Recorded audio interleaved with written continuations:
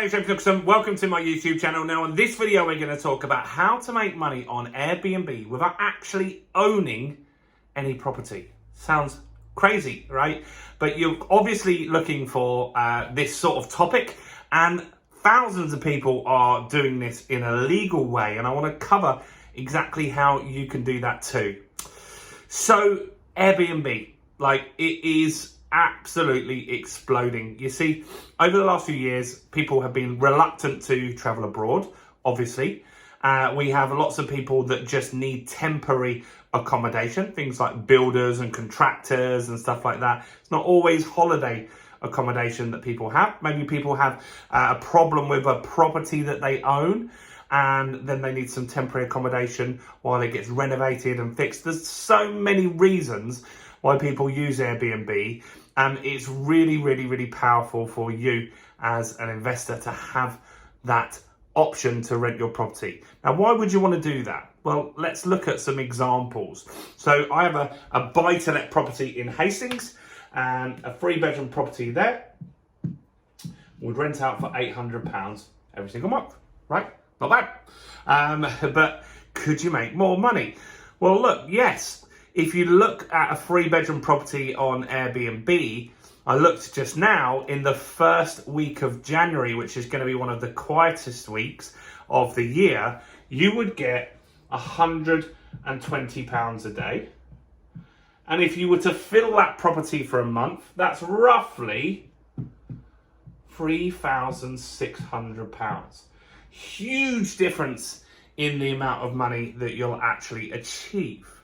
And why would someone stay in an Airbnb over a hotel? Well, look, you might need to stay somewhere longer term.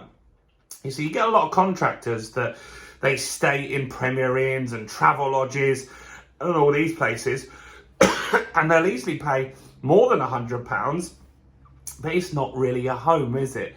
And so they can't store their stuff there. They don't have a living room to chill out. It's just not really a nice environment to stay in hotels. If you've ever done it, I mean, I've done lots of exhibitions up and down the country, and it's just exhausting staying in hotels. So people are now preferring the Airbnb model. Now, as landlords, we can get really, really good rent for this. And so 3,600 as opposed to 800 is a huge difference. Now, we've got to be realistic on this. You're not going to rent it out every single day, right? That just isn't going to happen 100% occupancy. Sometimes it happens, but it's not as likely. But what is likely is around 80% occupancy, right? That's not unrealistic. So let's just say that you got £2,500 in rent rather than the 3,600 or the 800. Let's just say that was the figure that you got. You're still going to be significantly better off. Now, you are going to have costs. There's going to be more costs than renting out this property here. You're going to need to pay for better insurance, which might double the cost of the insurance. It might go from £10 a month to £20 a month. That's still very cheap. You're going to be paying for the gas and the electric bills. You're going to be paying the council tax bills. That's important to really consider that as well. And so all of these sorts of costs are going to be included that you need to pay to do that. But even with those, you should easily be able to walk away with a serviced accommodation, is what we call this, at least £1,000 a month profit rather than £800 gross. Now, a lot of people worry about, okay, I'm interested, I want to make some more money, but I don't have the time to change beds. Aren't I going to have to go there at 2 o'clock in the morning because somebody can't get in or somebody's loud or something like that? No, there are agencies now that manage your Airbnb properties for you in so many locations all over the UK. They'll send the cleaner in. They'll get maintenance done for you. If there's any issues, they'll get all of that stuff resolved for you very, very quickly. I've got an Airbnb in London, and when someone arrives, they automatically get emailed from Airbnb a code, and we have a pin safe, which is just a little box that goes on the wall, and on there they just put the code in, and they're then able to grab the key and get into the property. It's very, very straightforward. It's not often that you'll be dealing with your tenants at all. Now, not only can you put this on Airbnb, but now you can use portals and you can get this on all sorts of other places, like hotels.com, booking.com, there's like cottagesforrent.com. There's hundreds and hundreds of places. And these channel managers, as they're called, will get this all your availability on there. They'll take the bookings for you. They'll take their commission. They'll pass you the funds across once the person's stayed. It all runs very, very smoothly, guys. And that's the power of serviced accommodation. Now, there are also options to do this in cities and obviously by the seaside, but you could do this anywhere in the UK. It really does work anywhere. I mean, I'm in Dorking in Surrey. I'm looking at turning one of my properties, the flat that I've got, into an Airbnb accommodation and increasing the rent. Right now, it's a standard buy-to-let. There's hardly any Airbnbs in Dorking. There's also not loads of hotels either. We're right down the road from Gatwick Airport, so I know that that would work very, very, very well.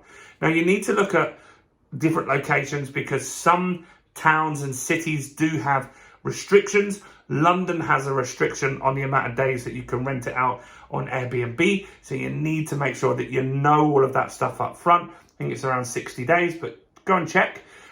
Because that's a real consideration as well. Now, we would look in the title of this video is about how can you do this for free, right? And so, well, how you can do this for free? Well, not for free. How can you get a property that you don't even own? And that's where you rent it from someone and then you rent it out as an Airbnb, right? So you would guarantee them the rent, you'd furbish it, you'd make it all nice, and then they will allow you to rent it on Airbnb. Now, you need to make sure that you have the correct contract in place for this. So the property I have in London, I don't own. I rent that property and then I rent it out on Airbnb. But I didn't do that without permission. You can't just rent a flat and then sublet it out because that is illegal, guys. And so you have to call it a commercial rent, a company rent, and make sure that you follow a system, because if you just say, hey, look, I want to rent your property, I'm going to put it on Airbnb, they're going to freak out and just think of parties and stuff like that. So there's a way that you've got to approach the landlord, make them comfortable, guarantee the rent, tell them that you're going to do all the maintenance. All of this stuff makes the landlord's life that little bit easier. That's what they want, an easy life. And so when you can rent that property from them, you can do very, very well. And often what will happen is when there's a new development of properties, they might have 20 flats in one place and they're stressed out about getting them all on the market. So if you could take 1 or 2 or 3 or 4, I mean, I bought my property, or I bought the deal that I've got off of Property Sourcer, and he had 5 properties in that same block that he managed and took on and got the deals from, because it was a brand new development. There was like 50 flats. The developer was like, if you can take 5 off me, you can rent it out on Airbnb. And so he sold some of those deals. He kept some of the deals. I bought one. Other people bought one. That's how this works, guys.